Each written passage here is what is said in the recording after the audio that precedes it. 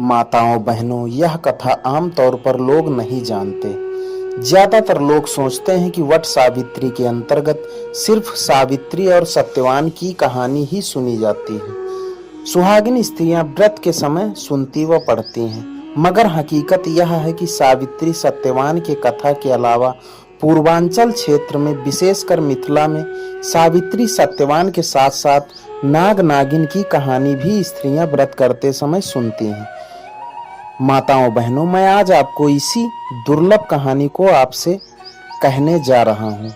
यह कहानी मिथिला प्रदेश की है, जहाँ एक प्रतिष्ठित ब्राह्मण श्री काशीनाथ झा अपनी पत्नी माया देवी के साथ रहते थे। पंडित काशीनाथ झा की पूरे इलाके में अपनी विद्वता के कारण चर्चा में रहते थे। वह बहुत बड़े ज्योतिषी शास्त्र के ज्ञाता थे। उनकी पत्नी भी बेहद सात्विक थी। उनकी पत्नी रोज अपने हाथ से खाना बनाती थी। जब वह चावल पकाती थी तो चावल का जो माड़ निकलता था, उस माड़ को अनजाने में एक झोझड़ में फेंक देती थी। उस झोझड़ में एक नाग और एक नागिन का बसेरा था। पंडिताइन चावल का माड़ जो फेंकती थी, उसके गर्मी से नाग नागिन तो बच गए थे, लेकिन उनकी संतान उस गर्मी को झेल नहीं पाए और मारे गए। नागिन बड़ी दुखी हुई और अपनी संतान की मौत का बदला लेने के लिए अपने पति को प्रेरित किया। नाग और नागिन वहां से हटकर दूर जंगल में जाकर बस गए, मगर उन्होंने प्रतिज्ञा कर लिया कि अपने संतानों की मौत का बदला वह काशीनाथ झा से जरूर लेंगे। जिस तरह से पंडिताइन के कारण वह निसंतान हो गए, वैसे ही पंडित जी के भी सभी बच्चों को वह मार के रहेंगे। वह पंडित जी के वंश को भी नहीं चलने देंगे। पंडित जी के घर में घुसकर वह उनकी संतान को नुकसान तो नहीं पहुंचा सकते थे, क्योंकि पंडित जी ने उसे अपने मंत्र से कील कर रखा था। अतः नाग और नागिन उनके घर में घुसकर किसी भी इंसान को डस नहीं सकते थे। नाग और नागिन अपने संतान की मौत का बदला लेने के लिए घात लगाए रहते थे। एक दिन उनको इसका मौका मिल गया। पंडित जी की बड़े बेटे की धूमधाम से शादी हो रही थी। शादी के बाद पंडित जी का लड़का दुल्हन के साथ लौट रहा था। लौटने के क्रम में वह एक वट वृक्ष के बगल में बने सराय में विश्राम कर रहा था। तभी वहां विषैला नाग अपने पूर्व काल के वैर का स्मरण करके वहां आया और उनके लड़के को डस लिया। वह नाग बड़ा ही भयंकर विषधारी था। उसके विष के प्रभाव से आदमी तो क्या, पेड़ पौधे भी जलकर राख हो जाते थे। कहते हैं कि नाग के डसते ही उसके विष के प्रभाव से पंडित जी के लड़के की सिर्फ राख बची। पंडित जी के घर में कोहराम मच गया। नई बहू आई और विधवा हो गई। पंडित जी ने अपने लड़के की राख को संभाल कर रख लिया। इसके बाद उन्होंने अपने दूसरे लड़के की शादी की, मगर इस बार भी वही हुआ। उस विषधर नाग ने पुनः उनके लड़के को डसा और वह लड़का भी विष से जल गया। इस तरह से पंडित जी के 7 में से 6 लड़के मारे गए। पंडित जी ने अपने सभी लड़कों के राख को संभाल कर रख दिया और उन्होंने यह पता लगाने का प्रयास किया कि ऐसा क्यों हुआ, क्योंकि वह नाग मेरे बच्चे को क्यों डस रहा है। यह सवाल बार बार उनके मन में उठ रहा था। उन्होंने अपने गुरु से इस बात की चर्चा की। गुरु जी ने ध्यान लगाकर पता लगा लिया और उन्हें बताया कि तुम्हारी पत्नी चावल का माड़ जिस झोझड़ में फेंकती थी, उसी झोझड़ में एक नाग नागिन का जोड़ा रहता था। तुम्हारी पत्नी के द्वारा जो माड़ फेंका गया, उससे उसके बच्चे मारे गए। वह नाग तुम से उसी का बदला ले रहा है। वह नाग बेहद जहरीला है। वह अपने विष से पेड़ को भी डस ले तो वह भी राख हो जाए। अतः तुम हमारे आखिरी बच्चे को भी जान खतरे में है, उसे बचा लो। पंडित जी यह सब जानकर डर गए। वह अक्सर अपने बच्चे के रक्षा का उपाय सोचते रहते थे। उनका अब एक ही संतान बचा था, जिसका नाम उन्होंने भोलेनाथ रखा था। वह लड़का अपने नाम के अनुरूप ही सरल निश्चल था। धीरे धीरे वह लड़का बड़ा होने लगा। उसकी भी उम्र शादी की हो गई। उसकी भी शादी के रिश्ते आने लगे, मगर पंडित जी को अपने गुरु की बात याद आती थी और वह रिश्ता टाल जाते थे। वह जानते थे कि मेरे इस पुत्र की भी जान खतरे में है। वह नाग शादी वाले दिन इसको भी नहीं छोड़ेगा। अतः उन्होंने फैसला किया कि अपने पुत्र की शादी वह ऐसे गुड़ी लड़की से करेंगे जो उसे इस खतरे से बचा ले, और ऐसी लड़की की तलाश वह खुद करेंगे। ऐसे ही गुड़ी लड़की की तलाश में पंडित जी एक दिन नदी पार करके दूसरे गांव गए। वहां उन्होंने लड़कियों का एक झुंड देखा जो आपस में हंसी मजाक करते हुए जा रही थी। पंडित जी तो ज्योतिषी के जानकार थे, वह किसी के ललाट को देखकर उसका चरित्र एवं गुण जान लेते थे। अतः उन्होंने लड़कियों में से एक लड़की जिसका नाम शांता था को देखा तो उन्हें ऐसा लगा कि यह लड़की ही उनके पुत्र के लिए सही है। फिर भी उन्होंने परीक्षा लेना चाहिए और वह लड़कियों के उस समूह के पीछे नंगे पांव जूता उतारकर चलने लगे। एकाएक नदी आई। नदी में पानी कम था, इस कारण लड़कियों का वह झुंड नदी को बिना नाव के ही पार करने लगा।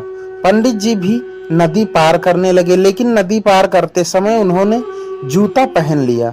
इस पर सभी लड़कियां हंस कहने लगी, कैसा पागल है यह, इतनी गर्मी में जूता उतार कर चल रहा था और जब पानी में चल रहा है तो जूता पहन लिया।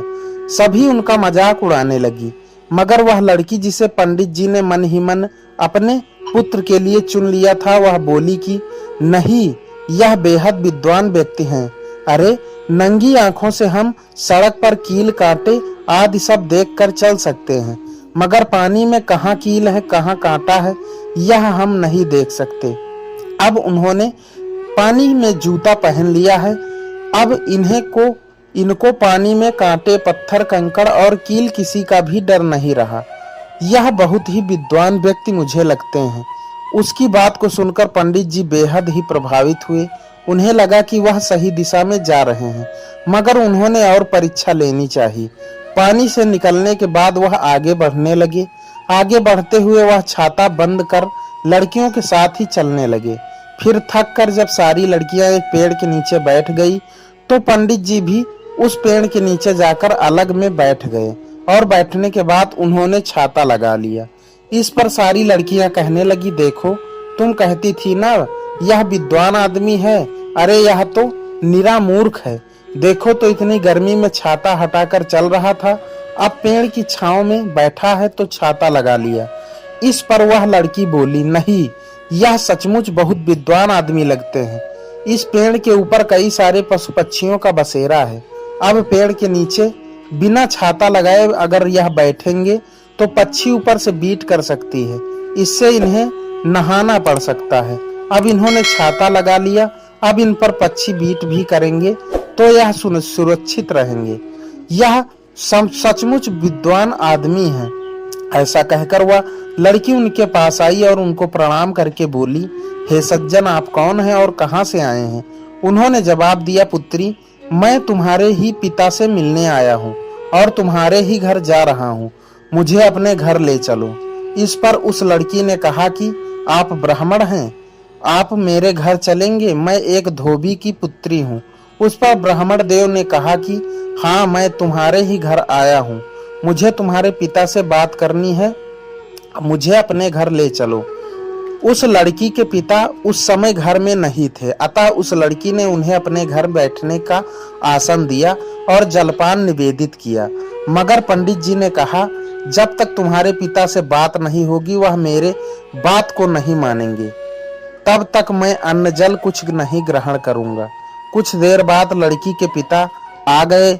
उन्होंने पंडित जी को पहचान लिया और उनकी खूब आवभगत की, उन्हें जलपान करने हेतु दिया। पंडित जी ने कहा कि मैं जिस कार्य से आपके यहाँ आया हूँ वह पूरा होगा तभी आपका अन्न जल ग्रहण करूंगा। इसके बाद उन्होंने कहा कि मैं आपकी पुत्री का विवाह अपने पुत्र से करना चाहता हूँ। इस पर धोबी ने कहा, मैं नीची जाति का हूँ, आपके जाति में कैसे शादी हो सकती है? इस पर पंडित जी ने कहा, मैं जाति धर्म के इन बंधनों को नहीं मानता। मैं मानता हूँ कि लड़की अगर गुणी हो तो किसी भी जात की हो बहू बनाया जा सकता है, अतः मैं अपने पुत्र के लिए आपकी पुत्री का हाथ मांगता हूँ। धोबी ने हाँ कर दी। पंडित जी ने शुभ मुहूर्त में दोनों की शादी कर दी। विदाई के पूर्व पंडित जी ने अपनी बहू से भेंट की और उसे नाग नागिन के बदले वाली बात को बता दिया और उन्होंने कहा कि इस बार इस अनहोनी को तुम ही अपने सतीत्व के बल पर रोक सकती हो। इसके बाद इधर लड़की के विदाई की तैयारी शुरू हो गई। लड़की ने अपनी माँ से कहा कि विदाई वाले दिन वह वट सावित्री का व्रत करेगी, अतः वह उसके लिए एक झबही मिट्टी का बना हुआ छोटा सा पात्र में दूब, लावा और उड़द का बड़ा रख देना। लड़की के विदाई के दिन ही ज्येष्ठ अमावस्या पर रहा था, अतः इसके 3 दिन पूर्व से ही लड़की ने व्रत रखना शुरू कर दिया और विदाई के दिन उन्होंने पूर्णतया उपवास रखा। दूध, लावा और बड़ा लेकर ही वह अपनी डोली में बैठी। बारात दूल्हा और दुल्हन को लेकर फिर उसी नदी के किनारे स्थित वट वृक्ष के नीचे विश्राम हेतु रुकी। वट वृक्ष के नीचे विश्राम हेतु रुकते ही लड़की ने सर्वप्रथम उतरकर वट वृक्ष की जड़ में सत्यवान और सावित्री की पूजा अर्चना की। पूजा के बाद वह अपने पति के पास पहुंची, जो उस वक्त सो रहा था, और वह उसका सर अपने गोद में रख ली। उसी वक्त नाग उसके पति को डसने हेतु वहां पहुंचा, और जैसे ही नाग ने उसके पति को डसने का प्रयास किया, उस लड़की ने व्रत के प्रभाव से अर्जित बल से उस नाग के को फन सहित पकड़ लिया और उसका मुंह झबही में डुबा दिया एवं उसके धड़ को जांघों तले दबा लिया। नाग अब ना तो हिल सकता था ना डोल सकता था। वह झबही में ही मुंह से दूध और लावा खाने लगा। उसमें इतनी हिम्मत ही नहीं बची थी कि वह उस लड़की को डस सके। उस लड़की के सामने उसकी सारी ताकत, सारी कोशिश बेकार जा रही थी। उधर नागिन परेशान थी कि उसका पति अब तक उसके लड़के को डसकर क्यों नहीं लौटा। वह खुद इस बात का पता करने वहां पर आई। शतभिषा नक्षत्र था और वो रजस्वला थी, अतः वह नदी पार करके उस वट वृक्ष के नीचे नहीं आ सकती थी, क्योंकि शतभिषा नक्षत्र में सर्प पानी का स्पर्श नहीं करते हैं। क्योंकि शतभिषा नक्षत्र में यदि नागिन पानी का स्पर्श करे तो 7 जन्म तक निसंतान रहती है। अतः नागिन ने नदी के उस पार से ही समस्त दृश्यों को देखा और अपने पति को उस लड़की के कब्जे में देखकर उसने वहीं से चेतावनी देते हुए कहा कि ओ दुष्टा, मेरे पति को छोड़ दे, वरना जिस तरह से तुम्हारे सभी जेठों को मारा, तुम्हें भी तुम्हारे सभी सगे संबंधियों सहित मार डालूंगी। इस पर उस लड़की ने नागिन के तरफ बड़े के टुकड़े को फेंकते हुए बोली कि पहले मेरे सभी बड़े को जिला, फिर पति ले जा।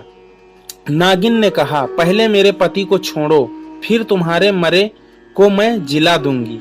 बहुत देर तक दोनों में रस्सा कसी चली, मगर नागिन का जब कोई बस नहीं चला तो उसने अपने एक सहयोगी नाग को बुलाकर कहा कि जाओ नागलोक से अमृत ले आओ। नागिन के आदेशानुसार उस नाग ने अमृत लाकर उस लड़की को दे दिया। लड़की ने भी उस अमृत को अपने मृत जेठों के राख पर छिड़का और उसके सभी जेठ जिंदा हो उठे। नागिन ने भी उस लड़की को आशीर्वाद दिया कि जो कोई जेठ अमावस्या के दिन तुम्हारी कहानी को सुनेगा, उसे नागों का भी कोई भय नहीं रहेगा। उधर पंडित जी भी अपने सभी बच्चों को जिंदा देखकर अति प्रसन्न थे। उन्होंने अपने घर पर अपनी पत्नी को संवाद भिजवा दिया कि स्वागत के लिए 6 थाल तैयार करो। सभी पुत्र वधुओं को कहो कि वह लोग सुहागन का जोड़ा धारण कर लें, क्योंकि उनके पति भी जिंदा होकर वापस लौट रहे हैं। पंडिताइन को सहसा यह सुनकर विश्वास नहीं हुआ। वह यह सोच रही थी कि भला मरे हुए लोग कैसे जिंदा हो उठ सकते हैं। वह छत पर चढ़कर सब देखने लगी। अपने सभी पुत्रों को दूल्हा के वेश में आते देखकर उनकी प्रसन्नता का कोई ठिकाना नहीं रहा। बड़े हर्षोल्लास से अपने सभी पुत्रों और अपनी बहू का स्वागत किया। बहू ने सारी कहानी उन्हें सुना दी। इस कहानी को सुनकर पंडित जी ने और पंडिताइन ने बहू को आशीर्वाद दिया और कहा कि जिस तरह से वट सावित्री के दिन सत्यवान और सावित्री की पूजा होती है, उनकी कहानी सुनी जाती है, वैसे ही आज से तुम्हारी भी कहानी सुनी और सुनाई जाएगी, और जो भी इस कहानी को सुनेगा वह सदा सुहागन रहेगा। तो दोस्तों व माताओं बहनों, आपने वट सावित्री व्रत कथा के अंतर्गत नाग और नागिन की इस कहानी को जाना। इस कहानी का मोरल यह है कि मानव अगर कुछ ठान ले तो वह असंभव कर्म कर सकता है, जैसे उस दृढ़ निश्चय लड़की ने किया। तो माताओं बहनों, आशा करता हूँ कि यह कहानी आपको पसंद आई होगी। चैनल पर नई है तो कृपया सब्सक्राइब करें ताकि ऐसी ही रोचक जानकारी एवं नई नई कहानियां आप तक आसानी से पहुंचती रहें। इसी के साथ विदा लेते हैं, मिलते हैं अगली वीडियो में। तब तक के लिए नमस्कार, जय श्री कृष्ण।